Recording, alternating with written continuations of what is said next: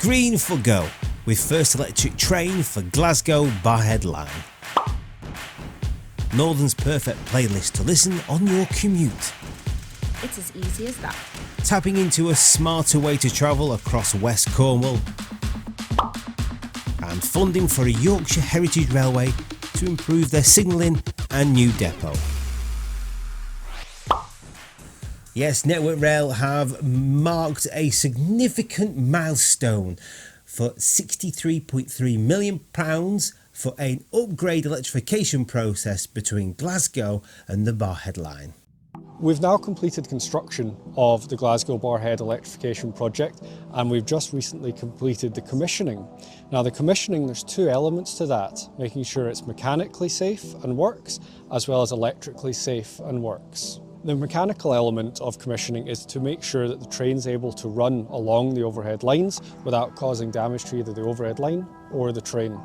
The electrical part of the commissioning is something that we break down into what's called section proving, which is where we test the system electrically to make sure that there's enough power delivered to the train to let it travel from A to B. And it's these two elements that come together to form what we call commissioning of a project. And this is one of the final steps to allow electric trains to run on the Glasgow-Barrhead electrification project. As my colleague Mike has explained, we've now commissioned the overhead line and energised. We're now ready to test electric trains on the line between Glasgow and Barrhead. By running these test trains, this represents the end of 2 years of engineering works on the route. Once we've run our test trains and we're happy that everything works as it should, we're then in a position to run the electric passenger services from December. Please be safe. Electrified lines are always on, so always stay off. Right, numbers time, are you ready? So over the past 2 years, Network Rail have installed 360 stanchions. They've got more than 66 metres of overhead power lines, or fizzy knitting, and renewed 130 metres of track. So we all listen to music now and again, don't we, at home, or maybe in the shower perhaps, or wherever you go, but certainly you see a lot of people with the ear pods on, sitting around on the buses and of course trains. And Northern, in their beautiful wisdom, have come up with a playlist, the perfect playlist for you to listen to certain tracks that they recommend for certain stations or certain lines, to pay homage to the operator's most popular destinations. That's Manchester, Sheffield, Liverpool, Leeds and Newcastle. And to give you the perfect playlist, I have my details here on the script. So we've got Manchester's track listening has classic tunes from Oasis, Joy Division and Stone Roses, while Sheffield plays tribute to the city's synth pop scene. Liverpool's highlights range from the Beatles to the Zootons, and each playlist is 25 minutes long, the length of an average Northern customer spending each way on their commute. Mike Powell, the commercial and customer director of Northern, says for many people the commute is the only time of the day they truly get to themselves. Musical enjoyment aside, people that take a train to work also save an average of 48 minutes per day compared to making the same journey by car. They had to get that in, didn't you, Northern? You just had to get that in. I've got a text message. So if you like your music in Manchester, apparently one of the recommendations is Songbird by Oasis. You've got Here Comes the Sun there, of course, for Liverpool. A great tune. Leeds, you are on board with this one. You've got Tainted Love, Soft Cell. I love that tune. Gets even better. Newcastle, House of the Rising Sun by the Animals, and Sheffield, You're Not Letting Me Down. Absolute classic track, this one. It's Don't You Want to Hurt Me by the Human League. Great bit of fun news there for you. Now I better answer this text. Right, so a troupe of tap dancers took over Truro Station to help promote the new time app saving smart card for customers travelling across West Cornwall. If you travel locally in Cornwall, there's a handy new time saver that might be for you. Add pay as you go to your GWR smart card so you can breeze through the station, just tapping in or out. Available now on selected routes. You'll be charged the best fare automatically, and it's all linked to your bank account for easygoing travel every time. When it's time to check tickets, present your smart card. And when you've got to your destination, just tap out. It's as easy as that.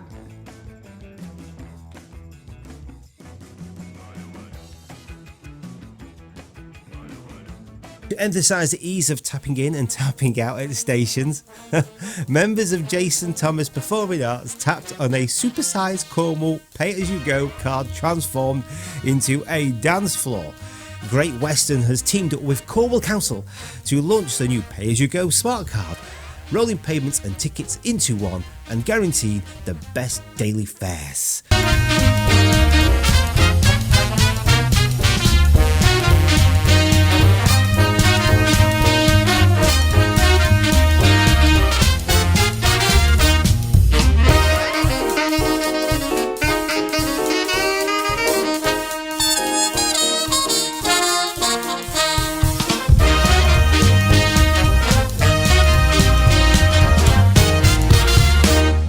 And also to come up on the Rail Roundup, Simon updates, your turn to find out what you've been getting up to on and off the rails. We have Where's Phil and Who's Won photo of the show. Great stuff there. Right, also as part of the government's Levelling Up Fund, according to the Rail Advents website, Bradford Council has been awarded nearly £20,000 to support schemes in Keighley. Is Keighley big enough for 20 grand? Yeah, of course you are. One being Keighley and the Worth Valley Railway. A bid was submitted in 2021 to see a number of improvements to the 5-mile line with upgrades to signalling for more services to run on the line, and there goes my text message again, and the diesel multiple unit fleet will be upgraded. These improvements will be set for 2026 after checks by the government to make sure they've been spending the pennies correctly to ensure the funding is still of benefit, like the new dedicated storage and maintenance facility to store the said fleet. I better go and pick my son up before he ends up having a panic attack. Super duper, that's all sorted. Right, okay. There is no 60 seconds today because I've just got a couple of other little features that I wanted to add in. But I think it's time to go and check out what Blackpool Simon's been getting up to, whatever you want to call him, with Simon Updates.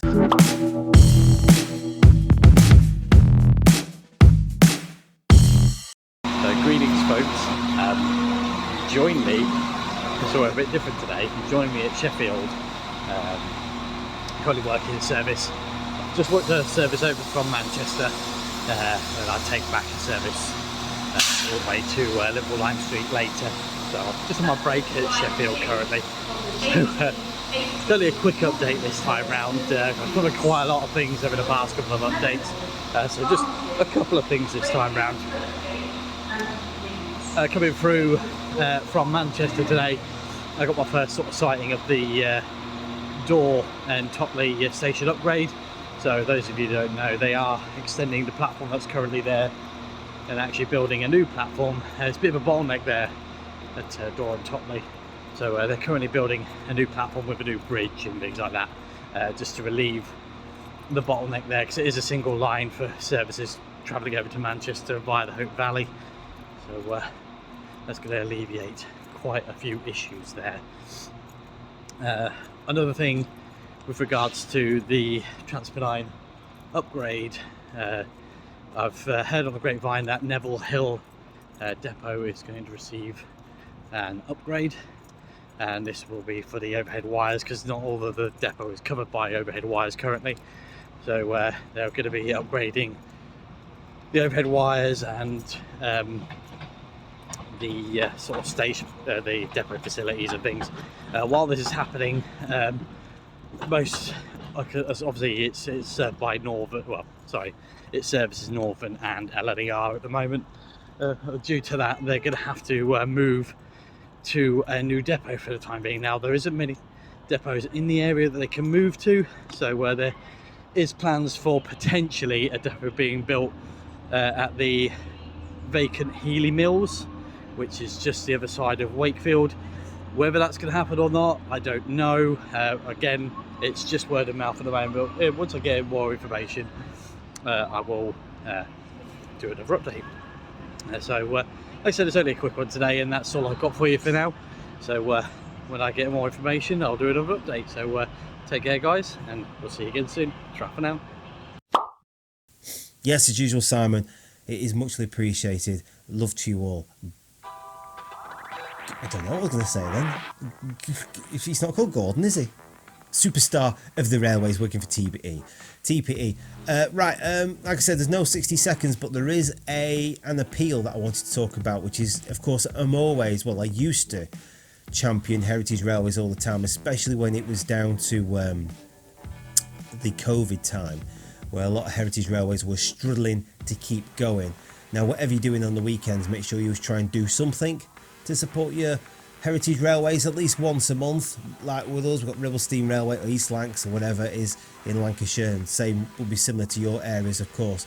But I'm going to go down to this one, which is a 2020 appeal for the Great Western Railway Diesel Railcar Renovation and Conservation Appeal in memory of Andrew Webb. And of course, not only just Heritage Railways, there are groups up and down the land that spend a lot of time and money restoring or repairing old stock, heritage stock, for railways to use. They are an integral jigsaw piece to our heritage in this country on the rails. And there's a particular one here, which is the 2020 appeal. It's called the 2420 appeal, the Great Western Railway Diesel Railcar Restoration and Conservation Appeal in memory of Andrew Webb. The restoration of a 1940s GWR diesel railcar W20 is the K&ESR's longest running and most complex restoration project after more than 25 years of steady progress. They need your help to get the W20 across the finishing line so it can be once more played a leading role to the railway and join the celebrations for the 50th birthday of the Heritage Railways opening in 2024. Go and do what you can, link in the description area down below. Very briefly, I just want to say thank you for getting me over the 1,000 subscriber mark. In a matter of 2 weeks, I think I've had almost 650 subscribers. I didn't think I'd have that much of a response. And I've had messages from people welcoming me back.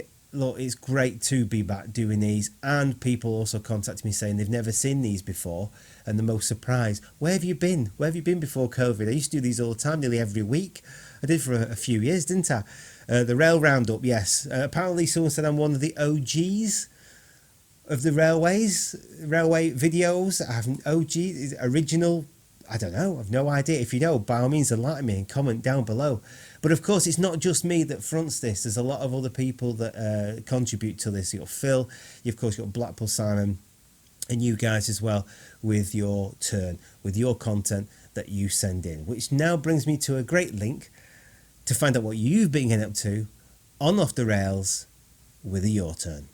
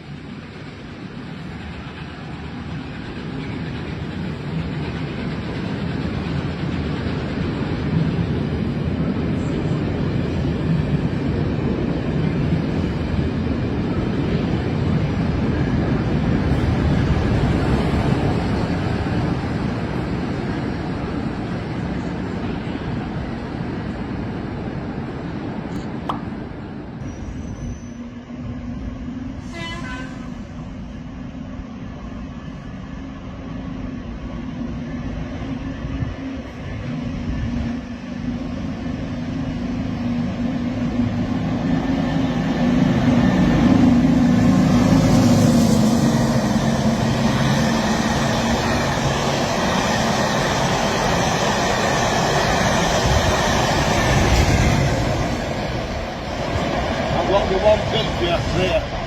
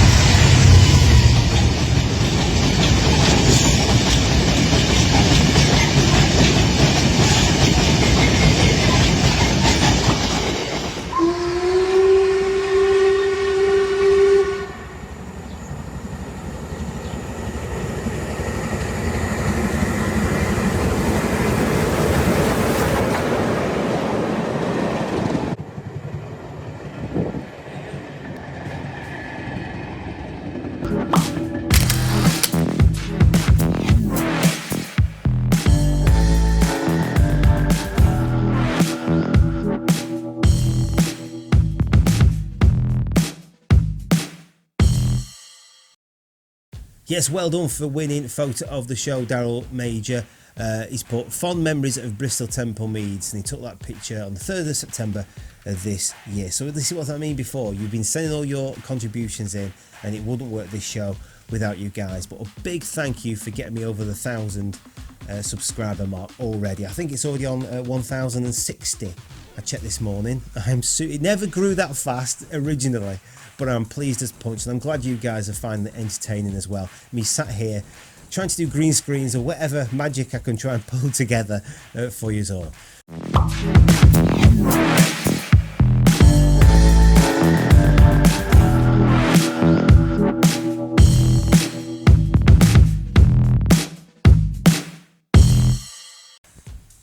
Yeah, of course, cheers Phil for supplying us with that picture, and thank you as well for moderating with Blackpool Simon and others on the Euro 8 community Facebook page. Right, before we go, we have a very important message from Father Christmas.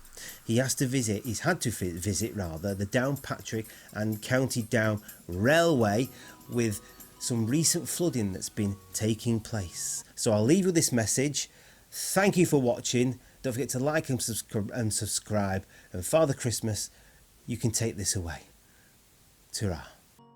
Hello boys and girls, here I am at the Downpatrick Railway, and sadly I've seen all the damage that's been going on down here since the flood. I don't think that this year we're gonna be able to do the trains as usual. So as you know, there's an awesome crew down here at the Downpatrick Railway, and I got a letter the other day asking me, Santa, we don't have a train this year. Will you still be in Downpatrick? And I said, yes, I will be in Downpatrick. The elves will be in Downpatrick. The reindeers will fly around Downpatrick. But here in Downpatrick we actually have a place, a very special place for the elves to come. And they absolutely loves it. And they come all year round. And we're gonna take you up there, and it's up at the Down Museum. So I had a chat with all the elves and all the staff at the railway, and we decided that we could reveal we have come up with a fantastic alternative that you're really gonna love. And there will be hot chocolate, there will be cookies, there will be some very mischievous elves, and Mrs. Claus will come. I will be there, and I do know if you have been nice and naughty this year. I had a walk around this morning to see the work the volunteers are doing down here, and I must say I am very impressed. I would hire them in as elves, the whole crew, but I think it's better they stay down here. So boys and girls, even if you have been nice or naughty, please come and join us in Downpatrick at the Down Museum for this Christmas.